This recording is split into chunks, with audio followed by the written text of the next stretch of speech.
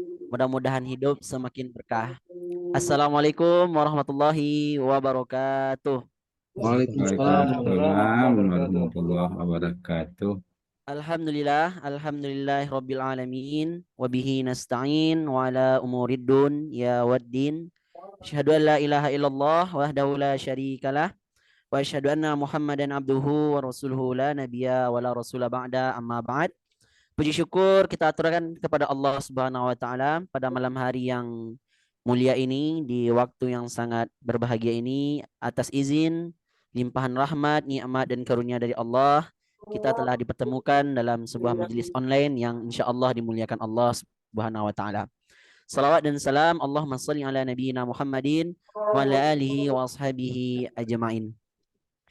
Baik, insya Allah yang pertama sekali yang kita hormati yaitu pemateri kita pada malam hari ini di kuliah Ramadan 1445 Hijriah bersama Dewan Dakwah Islamiyah Indonesia. Insya Allah pada malam hari ini yang akan mengisi kuliah Ramadan kita ialah Al-Mukarram Al-Ustadz Profesor Dr. Haji Yaswirman MA, Ketua Dewan Dakwah Islamiyah Indonesia Sumatera Barat. Alhamdulillah, selamat datang Prof. Ahlan wa sahlan. Ahlan wa sahlan, selamat datang juga. Baik, dan juga yang kami hormati para asatids, para guru-guru yang telah bergabung pada malam hari ini di Zoom meeting ini, dan juga kepada pemirsa yang tidak bisa kami sebutkan satu persatu. Insya Allah kita semuanya mudah-mudahan senantiasa berada di bawah lindungan Allah Subhanahu wa taala. Amin ya rabbal alamin. Baik, insya Allah sebagai materi pada malam hari ini yang akan disampaikan oleh Profesor yaitu mengenai dai influencer.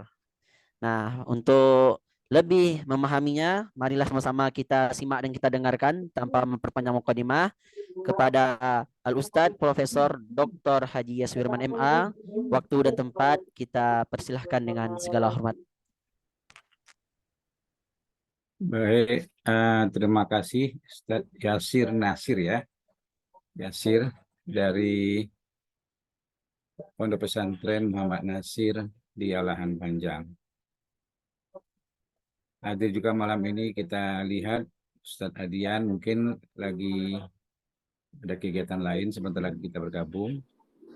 Iya, maaf Prof, lagi di jalan, saya off cam. Oh, enggak apa-apa. Kerja ini, ha. Setelah 3 kilometer, Ya, baik. Saya lagi juga ini lagi pemulihan juga sebenarnya gitu ya. Dari kemarin dirawat selama 1 bulan di rumah sakit, ini baru 1 minggu baru pulang. Assalamualaikum warahmatullahi wabarakatuh. Waalaikumsalam warahmatullahi wabarakatuh. Pertama, permintaan untuk ceramah Ramadan ini kita tawarkan ke sekian dai ya, sekian penceramah, sekian ustadz yang ada di Padang. Umumnya bersedia, tetapi tidak bisa jam 9:30 karena baru pulang dari tarawih itu jam 9:30 dari masjid. Pulangnya habis waktu setengah jam. Itu beberapa alasan. Jadi ternyata dai Dewan Dakwah ini populer sekali ya, laris manis gitu ya. Nah, karena tidak ada yang punya waktu, saya juga tidak kemana-mana, maka saya siap untuk mengisi waktu malam hari ini karena ke masjid pun belum kuat gitu ya. Terus terang saja, puasa Ramadan sampai sekarang belum saya lakukan. Jadi, tapi mudah-mudahan Idul Fitri kita sama nanti semua. Nah, tapi sekarang sudah hari ke-19, tapi saya belum memulai puasa Ramadan karena belum kuat gitu. Tapi karena kecintaan dengan Dewan Dakwah, saya bilang ke bagian Kominfo, informasi dan komunikasi, biar saya yang mengisi. Karena waktunya tidak panjang, sampai jam 22 ya, kurang lebih 22. Tapi tidak mungkin agak terlalu panjang, mengingat nanti dokter marah pula istirahatnya berkurang gitu ya. Bismillahirrahmanirrahim. Alhamdulillahirabbil alamin wassalatu wassalamu ala asyrafil anbiya'il mursalin wa ala alihi washabbihi ajma'in. Asyhadu an la ilaha illallah wahdahu la syarikalah wa asyhadu anna Muhammadan abduhu wa rasuluh sallallahu alaihi wasallam la nabiyya ba'dah. Para asatiz yang kita muliakan, khususnya Ustadz Adian yang lagi dalam perjalanan, kemudian juga panitia yang sudah mengadakan acara ceramah Ramadan untuk kita, dari kita untuk kita, dari Dewan Dakwah dan untuk Dewan Dakwah. Saya sebenarnya tidak bisa menolak kalau Dewan Dakwah itu yang meminta saya memberikan ceramah. Ya, karena itu ketika malam hari ini saya tidak kemana-mana, di rumah saja. Habis sholat tadi di rumah, sholat pun masih duduk nih Ustaz Adian ya. Sholat masih duduk itu ya, masih duduk di lantai ya. Belum kuat berdiri karena pengaruh kemoterapi. Saya akan kemoterapi selama 16 kali, baru 2 kali kemoterapinya. Nah sekarang saya ambil topik yaitu dai influencer. Dai influencer. Jadi sekarang ini dakwah di masjid, di musola, di tempat-tempat ibadah lainnya pun tidak begitu banyak diminati gitu ya. Kecuali Ramadan ini karena ada tarwih. Tapi dakwah yang lain semua sekarang sudah menjadi dai ini, semua kita ini. Apa saja diposting di media sosial. Kadang-kadang belum dibaca, tapi sudah diposting isi dakwah itu gitu. Nah, artinya media sosial atau WhatsApp itu bisa tempat kita berdakwah, dan kita juga kadang-kadang menjadi dai sendiri dari apa yang kita sampaikan itu gitu. Diterima tanda oleh orang itu lain soal. Tapi kita sudah menjadi dai. Nah, sehingga orang sekarang cenderung ke masjid itu untuk sholat berjamaah dan kegiatan lain. Dan ceramah-ceramah itu banyak diterima di YouTube. Nah, di YouTube, kemudian juga di di Facebook, dimanapun gitu ya. Dan dia tidak lagi bersifat lokal, tetapi sudah mendunia gitu. Sudah mendunia. Nah, sehingga ini tantangan bagi dai. Ini tantangan bagi dai sebenarnya. Nah, dai Dewan Dakwah harus masuk kepada posisi ini.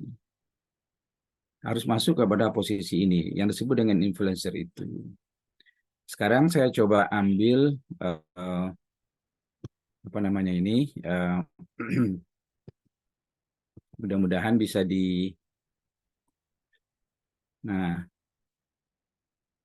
bisa kelihatan ya, Ustaz Nasir ya? Bisa Ustaz, insyaallah jelas. Bisa ya. Nah, kita perbesar aja. Nah, dai influencer melalui media sosial. Nah, secara perlahan sudah mulai jinak di telinga kita istilah influencer. Nah, yang sejak lama yang jinak itu adalah influ gitu. Nah, sekarang influencer. Sudah menjadi familiar bagi kita istilah itu. Nah, terutama pengguna media sosial melalui blogger namanya, YouTubers. Melalui kemampuan seseorang memukau followersnya dalam berbagai kegiatan. Nah, jadi influencer ini dia memiliki pengikut yang namanya followers. Nah, jadi mulai dari dunia politik, seniman, artis, pendidikan, sosial budaya, pelawak, dan bahkan agama atau berdakwah. Berdakwah maksudnya ya. Selain dari praktisi, politisi, budayawan, followers ini pengikut artinya ya. Followers ini paling banyak di influencer, dari influencer. Jadi yaitu dari generasi milenial. Nah, jadi yang memenangkan salah satu dari Pilpres kemarin ini adalah ini gitu. Milenial satu, generasi Z satu gitu. Yang jumlah mereka itu hampir 50%. Yang memang cenderung ingin perubahan. Ini perubahan. Jadi saya tanya ke mahasiswa saya, kamu milih siapa? Saya lihat dulu visi misinya Pak gitu. Sampai sudah begitu sekarang gitu. Jadi tidak lagi tradisional, tapi sudah menjadi logika. Dakwah yang disampaikan di masjid oleh para dai atau ustadz yang kadang-kadang cenderung monoton, sering tidak lagi disukai oleh generasi milenial dan Gen Z. Nah, lalu kemudian, apa itu influencer? Saya ambil pengertian dulu ya. Apa itu influencer? Nah, secara sederhana, influencer itu adalah seorang atau figur tertentu di media sosial yang memiliki banyak pengikut dan malah signifikan pengikutnya itu. Ditunggu orang kalau beritanya, ceramahnya, segala macamnya di media sosial. Apa saja yang disampaikannya dapat mempengaruhi perilaku para followersnya. Nah, itu influencer namanya itu. Jadi, berarti dia teladan. Dia teladan. Jadi, apa saja yang disampaikannya dapat mempengaruhi perilaku para followersnya. Nah, influencer bisa membangun audiens dan meningkatkan kredibilitas atau kepercayaan audiens terhadap dirinya sendiri, serta siapa figur yang dia sukai. Itu bisa dibangun oleh influencer itu. Nah, lalu kemudian influencer di dunia ekonomi bisa menjadi kaya mendadak. Di dunia politik bisa mendadak naik ratingnya. Terpilih dia menjadi anggota DPR, DPRD, dan tingkat 1 dan tingkat 2. Nah, lalu kemudian, bagaimana influencer di dunia dakwah? Nah, ini yang menjadi masalah sekarang. Bagaimana influencer di dunia dakwah? Para hadirin sekalian, di media sosial, kita sering mendengar dai selebritis yang mampu meraup iklan miliaran rupiah. Nah, coba perhatikan kalau Anda. Sekarang dai seleb di media sosial, di televisi, dimanapun, itu diburu oleh iklan. Miliaran rupiah dia kaya raya. Kadang-kadang Ramadan ini menjadi berkah bagi dai seleb. Substansi yang disampaikan kadang-kadang kurang menggigit juga. Substansinya tidak begitu penting. Tapi tampilnya dai seleb ini ditunggu-tunggu oleh followersnya, oleh pengikutnya. Nah, ulama, dai, mubalik substansial tidak laku di media sosial. Saya ulangi lagi.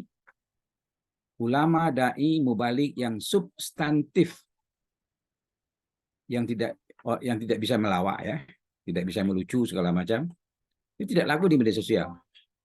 Karena terkesan sangat serius dan juga pergeseran pola anu. Coba lihat sekarang di media sosial, di televisi, dimanapun. Siapa penceramah yang populer itu? Adalah yang banyak iklannya. Yang banyak iklannya, tetapi isinya belum tentu. Nah, materi dakwah dalam bentuk video singkat misalnya, yang disampaikan oleh influencer, laris manis. Nah, dan secara dan segera di forwardkan melalui kata diteruskan. Tolong bantu subscribe. Nah, gitu. Tolong bantu subscribe. Diteruskan segala macam. Nah, subscribe itu adalah untuk memperkaya diri daripada influencer tadi. Isi ceramah yang disampaikannya. Video pendek, video singkat tentang kisah tertentu misalnya dimasukkannya ke dalam media sosial. Nah, itu banyak pengikutnya dan kirim dan dia mendapat seperti MLM, multi level marketing. Apakah followers mengerti isi dakwah yang disampaikan atau tidak? Itu soal lain. Itu soal lain. Yang penting dia menjadi panutan. Dia menjadi panutan. Terus terang saja,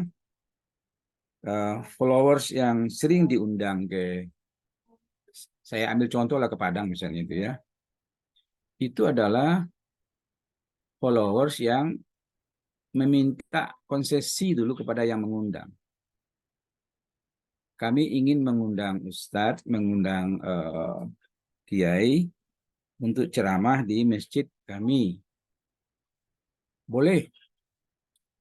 Tapi siapkan 4 atau 5 masjid yang saya kunjungi setelah masjid Anda. Jadi tidak mau dia satu masjid. Dia kepinginnya 6 masjid dalam satu kunjungan. Nah, maka yang mereka terima itu adalah murni dan di luar itu adalah ongkos transfer pulang pergi itu di luar pula. Nah, kemudian siapa saja followers? Nah, followers itu mereka mulai dari orang-orang yang mengaku berpendidikan menengah dan rendah sampai ke grassroots, ke akar rumput. Itu biasanya followersnya itu. Kalau orang-orang di kalangan perguruan tinggi, itu jarang menjadi followersnya karena mereka kritis. Tapi yang banyak itu adalah berpendidikan kelas menengah, kemudian kelas rendah sampai ke akar rumput. Yang penting mengerti gadget atau internet. Yang penting itu. Nah, mulai dari politisi kakap, politisi dadakan, pedagang besar, pedagang kecil, sampai ke tingkat bawah. Yang penting jari jemari bisa menyentuh keypad Android. Nah, itu followersnya itu. Di rumah ibadah, saat mubalik berdakwah secara lisan, para followers ini juga mengirim pesan influencernya ke teman sejamaah dengan membanding-bandingkan isi ceramah yang ada di dalam gadgetnya itu dengan isi ceramah yang disampaikan oleh dai di masjid. Dibanding-bandingkan, itu kerjanya kayak. Kesimpulannya apa?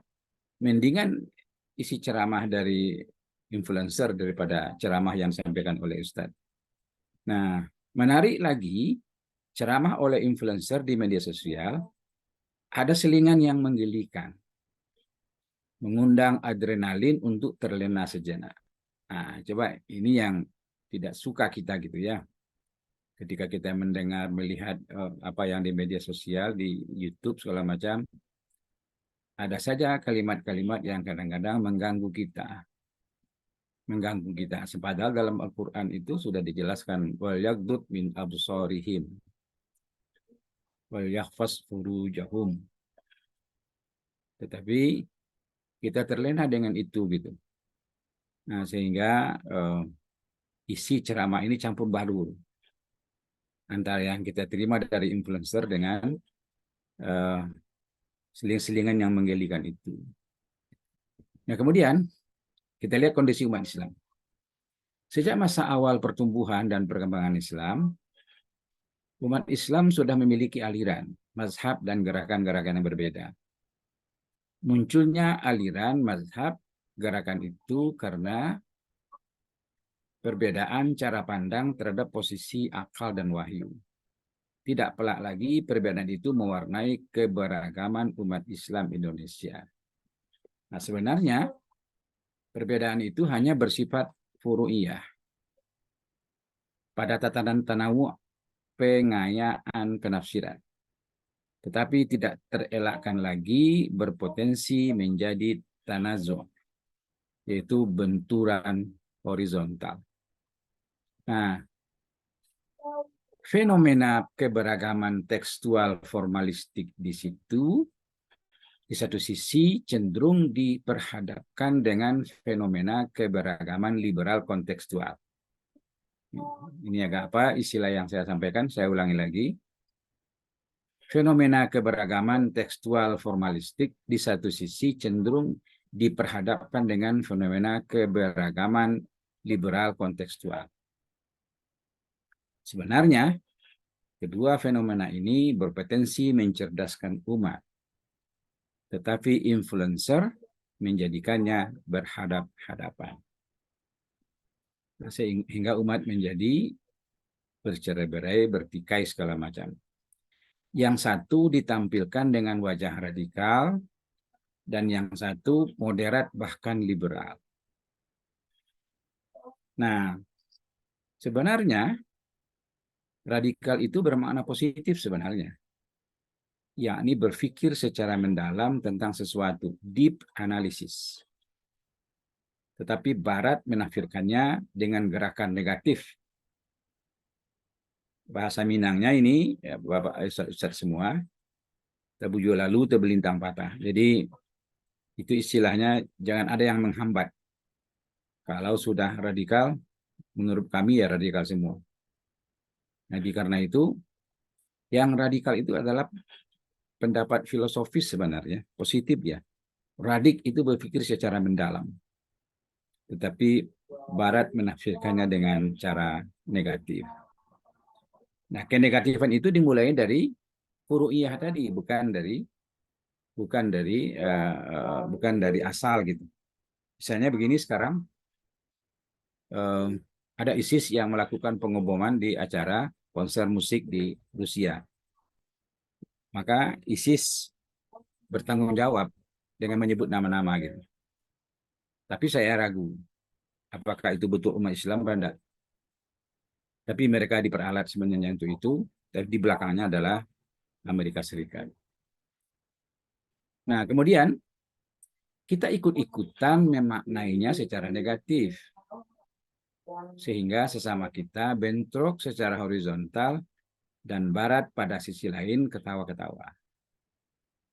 Nah, contohnya apa? Misalnya Barat menghembuskan konflik Syi'i dan Sunni. Di beberapa tempat di negeri ini bentrok dan menelan korban. Tapi itu adalah isu yang dibesar-besarkan oleh Barat sebenarnya.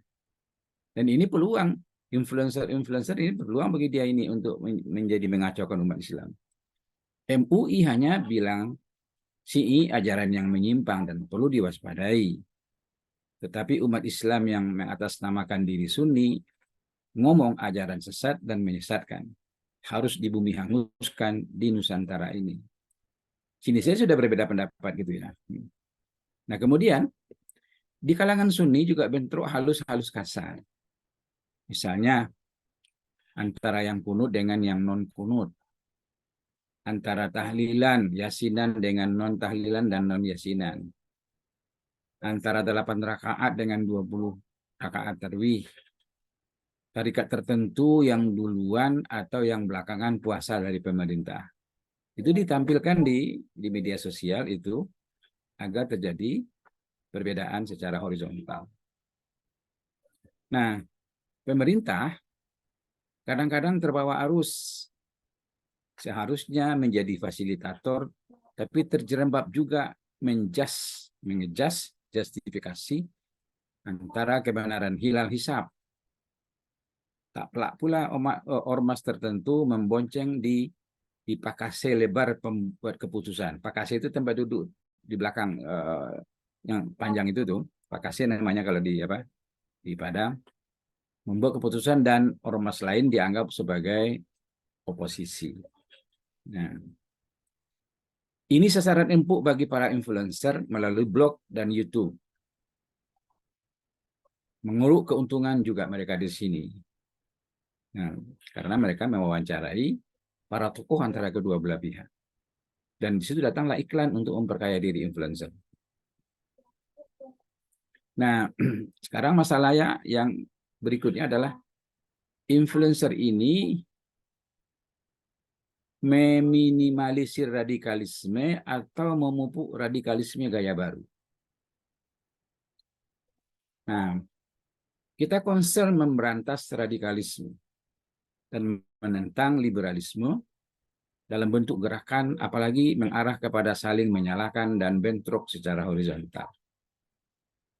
Nah, tetapi radikal dan liberal dalam arti pemikiran, bagaimana mencegahnya? Sebagaimana pemikiran tentang khilafah. Khilafah tentang pemikiran, bagaimana kita mencegahnya? Tidak mungkin. Karena ada pemikiran. Kalau sudah gerakan, baru menjadi persoalan. Cuma kalau semua dijadikan sebagai alat perpecahan dan gerakan, tentu kita tidak setuju. Nah, radikal dan liberal adalah keniscayaan. Asalkan tidak diembeli dengan isme. Jadi radikalisme, liberalisme gitu. Sebagaimana halnya komunal bermakna gotong royong, beda dengan komunisme. Nah, kemampuan narasi dan keilmuan influencer sangat menentukan hasil yang dituju. Semuanya bisa diramu oleh influencer. Sehingga menarik untuk dia kirim dalam bentuk video pendek melalui YouTube, YouTubernya, melalui followersnya segala macam, sehingga dia populer dan dia dicari oleh iklan. Nah, dalam kenyataannya, ada indikasi influencer bukannya merangkul kelompok radikalisme agar kembali kepada pemahaman yang benar, malah memperkeruh kerukunan yang awalnya tanawu menjadi tanazu, menjadi perbedaan yang sangat tajam. Pada satu sisi, seakan pro kegerakan liberal dengan dalil perubahan sosial dan masyarakat milenial perlu difasilitasi. Tetapi pada sisi lain, melakukan justifikasi intoleran kepada radikalis yang argumentatif. Radikalis yang argumentatif.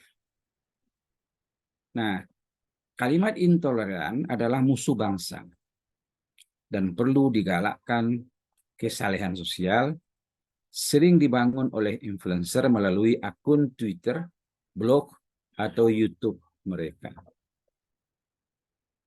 Nah, kemudian akhirnya masyarakat menjadi terprovokasi, bahkan memprovokasi situasi. Nah, sekarang terakhir, bagaimana seharusnya? Bagaimana seharusnya? Influencer harus mencontoh cara Rasul dalam berdakwah. Dengan memberi contoh konkret, dengan menjunjung tinggi akhlak dan perilaku. Influencer jangan berorientasi popularitas, bahkan menjadikan dakwah bisnis yang menggiurkan dengan menjual jasa, tetapi prioritaskan kepada perubahan ke arah yang lebih baik. Situ perbedaan influencer dai dengan influencer yang dalam bidang politik, dalam bidang lainnya. Nah, influencer harus berpikir futuristik, berpikir masa depan. Ibarat nenek kita menanam durian, hasilnya untuk anak cucu, bukan untuk dirinya. Ini pola pikir dari influencer. Walal akhiratu khairul laka minal ula. Berpikir jangka panjang lebih baik daripada berpikir jangka pendek. Nah, selebihnya silakan ditambahkan. Asal bukan sebagai provokator, tetapi sebagai inovator. Jadi kita harus sebagai inovator, influencer, inovator. Bukan influencer, provokator. Ini ada gambar. Nah, ada dua ini. Yang sedang diwawancarai satu, ada yang mewawancarai satu. Ini influencer kah atau provokator kah? Nah, Ini nampak Deddy Corbuzier, dia adalah seorang influencer dan dia dicari, diburu oleh iklan, dan di sampingnya beliau sedang mewawancarai Kiai Ma'ruf Amin. Tetapi dengan mewawancarai Kiai Ma'ruf Amin, dia diburu oleh iklan untuk dibawa ke YouTube-nya dan dia menjadi kaya raya. Nah, jadi karena itu apa kesimpulan yang bisa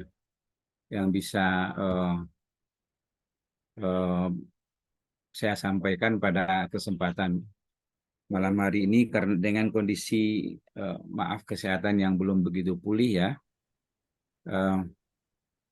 keikhlasan dalam berdakwah itu adalah kunci utama. Itu kunci utama. Tidak dapat tidak. Dan itu adalah contoh Rasulullah. Tapi dengan perkembangan sosial segala macam, dakwah itu bisa mendatangkan keuntungan bagi dai sendiri.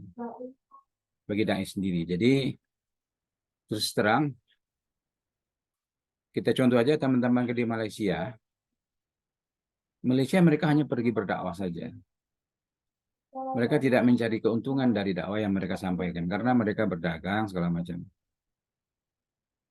Nah, tetapi kita ada yang kita tunggu sebelum pulang dari dakwah yang kita sampaikan. Nah, karena itu untuk menghindari itu, maka masuklah kita sebagai dai menjadi influencer di YouTube. Apa saja isi ceramah kita, video pendek kita tentang kisah-kisah Rasul, kisah-kisah orang-orang soleh segala macam, apa saja kita munculkan dan kita masukkan ke dalam YouTube, kita, blog kita, dan orang akan membaca itu.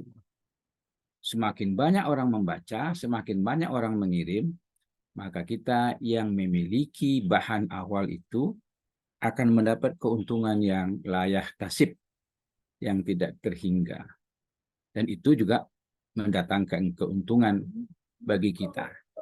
Tapi ingat, yang pertama tadi jangan kita abaikan, yaitu keikhlasan dalam berdakwah. Nah, kira-kira begitu ya, para ustadz sekalian. Kita berbagi pada malam hari ini apa yang saya sampaikan. Kita harus mengikuti perkembangan sosial, perkembangan teknologi, apalagi acara ini diadakan oleh Komisi Informasi. Nah, Komisi Informasi. Nah, karena itu Komisi Informasi Dewan Dakwah ada baiknya sebenarnya menjadi media untuk meminta kepada para dai kita, silakan dikirim ceramah, silakan dikirim video atau apa namanya, dan itu akan disebarkan melalui YouTube Dewan Dakwah dan akan dibaca oleh semua orang.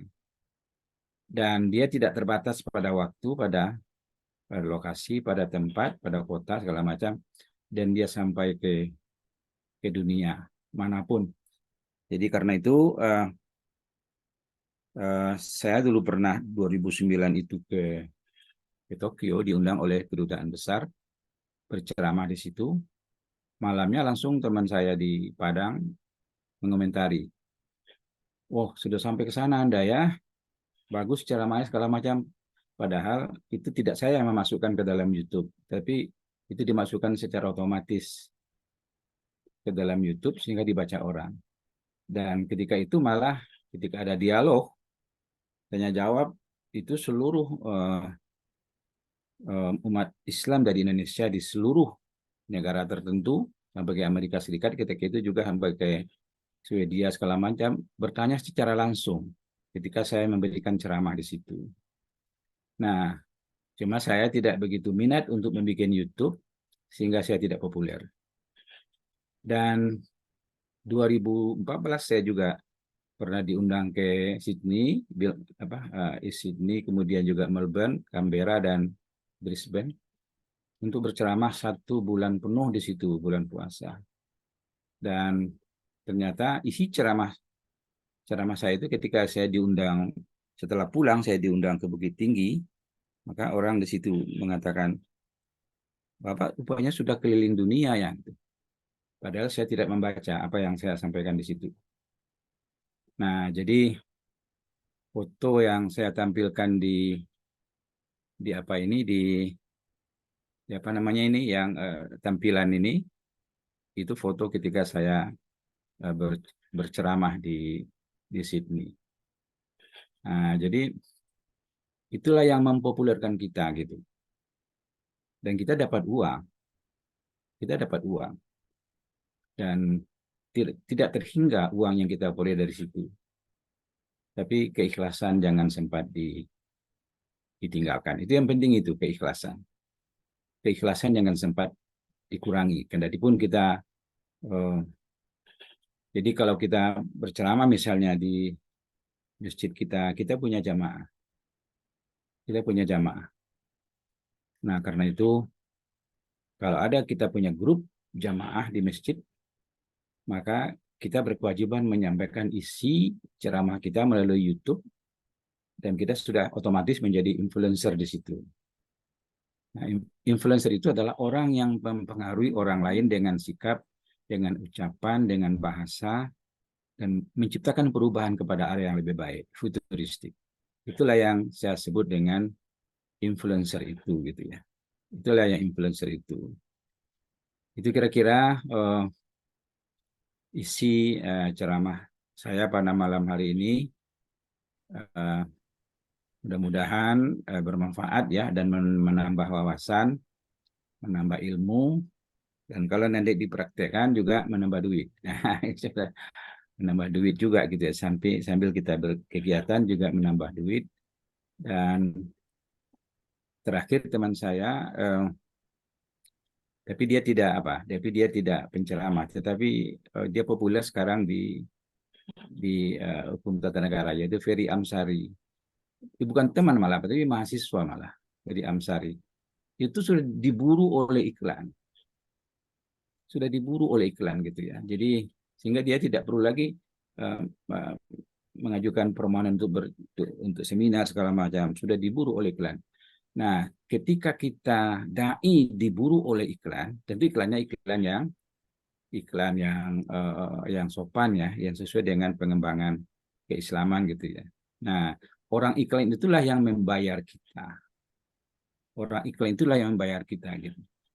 Nah, kita mengharapkan keikhlasan dari Allah, tapi orang iklan itulah yang membayar kita. Nah, otomatis kita menjadi populer. Otomatis kita menjadi dikenal orang. Nah, kalau sudah dikenal orang, kalau kita mau populer hanya dua saja. Pertama, menulis, yang kedua ditulis orang. Nah, itu populer. Jadi Ustadz Adian menulis saja kerjanya, sehingga dia menjadi populer dengan tulisannya. Dan paling bagus lagi ditulis orang. Ditulis orang gitu, sehingga apapun yang kita ucapkan, maka orang langsung mengetik apa yang kita ucapkan. Nah, itulah yang menjadi, nggak perlu pakai kartu nama lagi gitu ya. Cukup dengan dua cara itu. Demikian singkat barangkali. Saya berharap setengah jam tadi cukup karena kesehatan ya. Tapi untung karena masih di rumah tidak apa-apa. Duduk aja gitu ya. Mudah-mudahan Allah memberikan kesehatan. Ini baru 4 hari yang lalu nih Ustaz Adian baru pulang dari rumah sakit Ustaz Adian. 4 hari yang lalu baru kemoterapi yang kedua gitu. Nah, jadi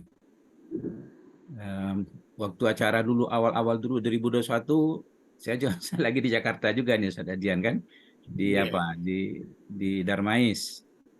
Nah, saya ikut juga acara ketika itu melalui online juga gitu. Tapi dokter saya yang di Darmais bilang obat Anda hanya 2 gitu. Pertama zikir, doa, yang kedua obat yang Anda makan ini. Nah, itu obat Anda, tidak ada yang lain gitu. Zikir, doa, kemudian obat kimia yang Anda makan ini gitu. Jadi saya inapkan terus itu dokter itu bicara seperti itu gitu. Demikian dulu. Kalau ada komentar boleh, tidak apa-apa. Banyak maaf. Wabillahi taufiq wal hidayah. Wassalamualaikum warahmatullahi wabarakatuh. Waalaikumsalam warahmatullahi wabarakatuh. Baik, jazakallah khair. Kita aturkan kepada Prof yang telah menyampaikan materi mengenai dai influencer. Sangat luas pembahasan dan mudah-mudahan bisa kita simpulkan masing-masing. Cuman izinkan saya menyampaikan kesimpulan sederhana yang barangkali mudah-mudahan bisa menjadi catatan kaki bagi kita, yaitunya dai influencer merupakan seorang pendakwah kreatif di masa milenial yang mempunyai pengaruh yang amat dahsyat hingga menembus keterbatasan dengan memanfaatkan media-media massa yang ada. Nah, baik, terima kasih. Insya Allah waktu tersisa sekitar 16 menit lagi. Barangkali dari para asatiz, para pemirsa yang hadir, ada ingin tanya jawab, diskusi, dan lain sebagainya. Insya Allah kita persilahkan 15 menit ke depannya. Ya, terima kasih. Saya Tafadhol, Ustaz. dulu, Prof. Iya, Masya silakan. Allah, ya. Mudah-mudahan sehat walafiat segera, Prof. Amin, amin. Ini sudah ini nih, sudah apa? Sudah rambut udah habis pula lagi Ustaz Dian ini. Oh iya, iya, Masya Allah. Prof Lagi ini gitu. semangatnya ini perlu kita contoh semua ya. Beliau dalam keadaan masih menjalani terapi ya di rumah, tapi membersamai kita malam hari ini untuk Insya Allah, apa ya, amin. menuangkan pemikiran. Saya kira ini memang betul yang disampaikan Prof tadi. Ini khusus untuk bidang Kominfo Dewan Dakwah, karena ketuanya ini Pak Insinyur Ahmad Hussein ini juga baru sembuh juga nih, Oh, dalam perawatan juga cukup lama juga beliau dalam perawatan di rumah sakit juga. Jadi alhamdulillah ini mudah-mudahan semuanya kita malam hari ini yang hadir mendapatkan berkah dari Allah ya. Ini bulan yang mulia, ilmu yang kita terima, mudah-mudahan menjadi ilmu yang bermanfaat. Dan ini yang disampaikan Prof tadi ya, kita ini kalau bagi kita ini tantangan ya, peluang lah ya, peluang. Betapa sekarang ini peluang untuk menyebarkan kebaikan itu sangat terbuka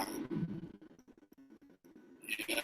Begitu juga peluang untuk menyebarkan kejahatan ya sangat terbuka juga. ya. Saya ingat Prof dulu waktu masih saya aktif sebagai wartawan ya, awal tahun 90-an, itu susah, saya masih bisa tidur waktu itu. Malam, jadi kalau saya pulang kerja, kira jam 11 malam itu sudah naskah terakhir ya, masuk koran, masuk layout, itu saya pulang udah bisa tidur. Baru nanti bersentuhan lagi dengan berita itu pagi. Ya pagi sekitar jam 6 koran sampai rumah, nah baru kita baca. Atau paling waktu itu ya televisi, berita sekitar subuh ya. Tapi sekarang ini berita itu 24 jam. Ya, ini perkembangan yang luar biasa. Dan mungkin yang dulu ya zaman saya, untuk diri kita dikenal orang itu mahal sekali ya biayanya. Sebagai contoh di koran Republika ya, iklan seperempat halaman di halaman luar tuh, itu sekali tayang itu 27 juta rupiah. Ada media yang bisa sekali tayang 50 juta rupiah. Sekali dimuat saja di koran itu ya. Jadi waktu itu sangat-sangat mahal biaya. Saya pernah menawar satu koran yang sudah izinnya masih ada tapi sudah nggak terbit itu menawar izin terbit saja, izin koran waktu itu sekitar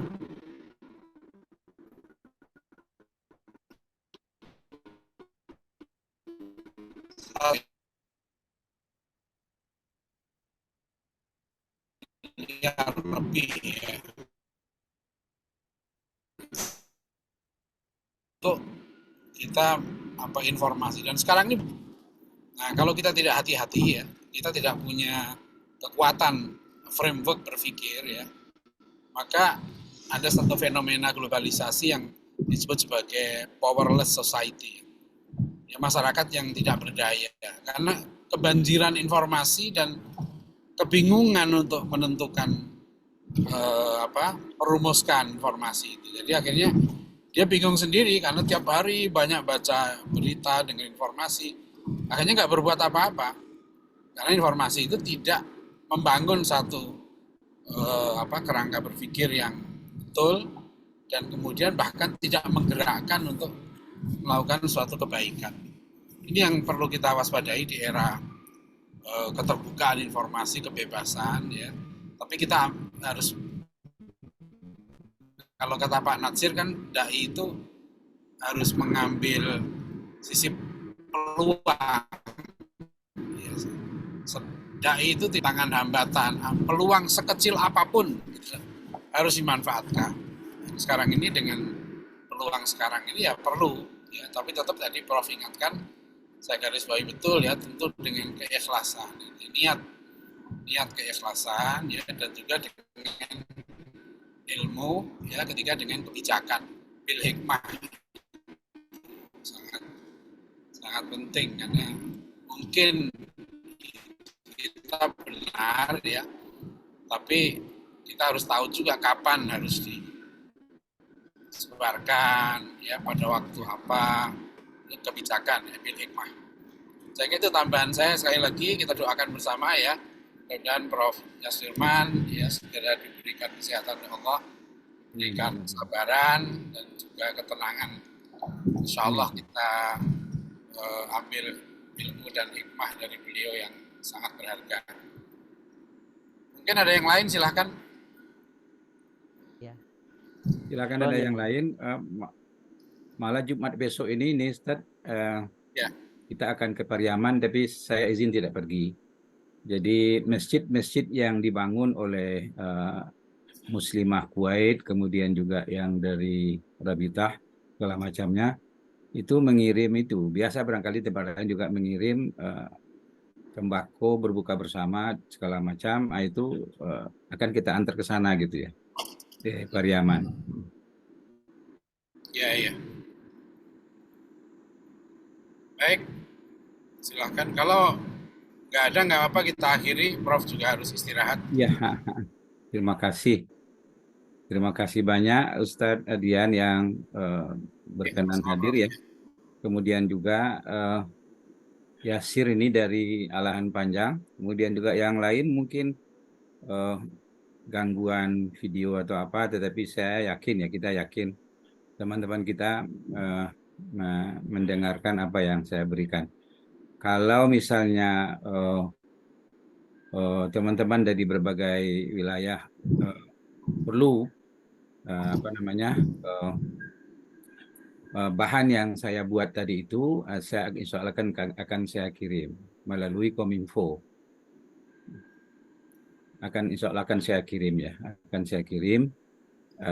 Tapi mudah-mudahan satu saat nanti dai-dai kita dari Dewan Dakwah ini berada pada satu komunitas yang selain kita dulu istilahnya Ustadz Adian, kita membuat buletin ke masjid-masjid ya. Nah, kita kirim buletin itu ke masjid-masjid. Nah, sekarang kan tidak lagi dilakukan itu gitu. Maka mungkin melalui dai, dakwah influencer ini barangkali sangat mempan itu kita buat dan kita kirim ke teman-teman kita di berbagai daerah gitu ya. Dan saling berbagi pemikiran tentang dakwah, saling berbagi tentang pengalaman daerah kita masing-masing, dan itu akan dibaca orang. Nah, dan kita akan menjadi dikenal orang kalau apa yang kita tulis dibaca orang. Itu seperti ketua, dibaca orang. Apapun yang dia tulis dibaca orang. Sejak beliau dekat dengan almarhum Pak Rosyidi ya, Pak Ustadz Adian ya. Ya. Nah, jadi saya masih ingat itu mengkanter pemikiran Munawir, pemikiran Pak Ardo Nasution ya. Baik, makasih banyak atas atensi kita semua. Mudah-mudahan kita masih diperlukan oleh umat, dan tentu mudah-mudahan Allah memberikan umur panjang untuk kita untuk hal-hal yang lebih baik ke depannya. Demikian saja. Wabillahi taufiq wal hidayah. Wassalamualaikum warahmatullahi wabarakatuh. Waalaikumsalam warahmatullahi Waalaikumsalam wabarakatuh. Ya, jazakallah wasnul jaza kita aturkan kepada Prof. Yaswirman yang telah memberikan ilmunya kepada kita semua, dan juga kita aturkan jazakallah wasnul jaza kepada Al-Ustadz Dr. Adian Husaini. Baik, terima kasih banyak juga kami sampaikan kepada para pemirsa, para partisipan, para asatiz yang senantiasa mengikuti kuliah Ramadan bersama Dewan Dakwah Islamiyah Indonesia. Nah, jadi kami selaku MC juga ingin mengingatkan untuk merespon dai influencer tadi. Alhamdulillah selama Ramadan ini Dewan Dakwah melalui Kominfo melaksanakan kuliah Ramadan 2 kali sehari. Maka kami harapkan kepada para partisipan ketika mendapat link atau brosur atau pamflet mengenai kuliah-kuliah Ramadan kita 12 hari ke depan, kami harapkan agar kita menyebarluaskan ke seluruh aspek supaya dakwah kita tidak sampai di kita saja atau sampai di sini saja, tapi juga menyentuh kawan-kawan atau saudara-saudara kita, keluarga kita yang lainnya. Baik, saya selaku MC Muhammad Yasir, mahasiswa Sekolah Tinggi Ilmu Dakwah Muhammad Nasir, mengucapkan terima kasih atas segala perhatian. Mohon maaf atas segala kekurangan. Wabillahi taufik wal hidayah, waridhu wal inayah. Wassalamualaikum warahmatullahi wabarakatuh. Waalaikumsalam warahmatullahi wabarakatuh. warahmatullahi wabarakatuh. Waalaikumsalam warahmatullahi Izin semua, izin Ustadz Ya. Adian ya. Turun, Prof. Baik, Prof. Terima kasih, Prof. Sama-sama. Allah karan, Prof. Ya, sama-sama. Assalamualaikum. Waalaikumsalam warahmatullahi wabarakatuh.